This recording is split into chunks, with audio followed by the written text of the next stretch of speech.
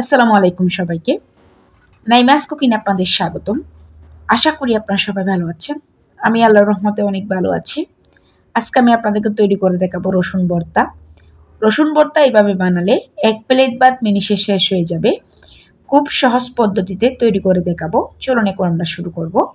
রসুন ভর্তা তৈরি করার জন্য এখানে আমি ২টা রসুনের কোয়া নিয়ে নিলাম। আমি খোসাসহ আজকে ভর্তাটা তৈরি করব। প্রথমে ঢাকা দিয়ে রসুনগুলো হালকা একটু সিদ্ধ করে নিয়েছি। এরপর এভাবে করে কালো কালো করে ভেজে নিয়েছি।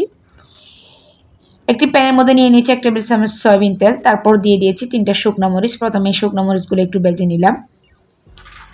একই তেলে দিয়ে দিচ্ছি ২টা কাঁচামরিচ, ২টার মতো পেঁয়াজ কুচি। এগুলো লাল লাল করে ভাজার প্রয়োজন নেই, হালকা একটু চটে করে নিলে হয়ে যাবে। এগুলো হয়ে গেছে। এখন আমি রসুনের খোসাগুলো ছাড়িয়ে নিচ্ছি।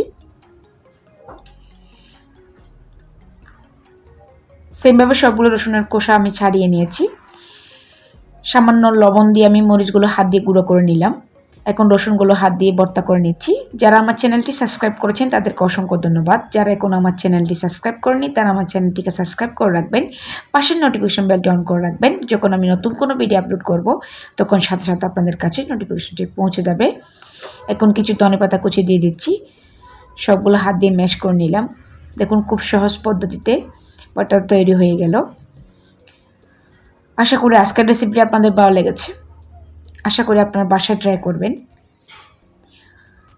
যদি আমার এরকম সহজ রেসিপিগুলো আপনাদের ভালো লেগে থাকে তাহলে অবশ্যই আমার ভিডিওতে একটি লাইক করবেন। কোনো প্রশ্ন থাকলে আপনারা আমাকে কমেন্টস করে জানাতে পারেন। সবাই ভালো থাকবেন, সুস্থ থাকবেন, আমার জন্য দোয়া করবেন। আল্লাহ হাফেজ।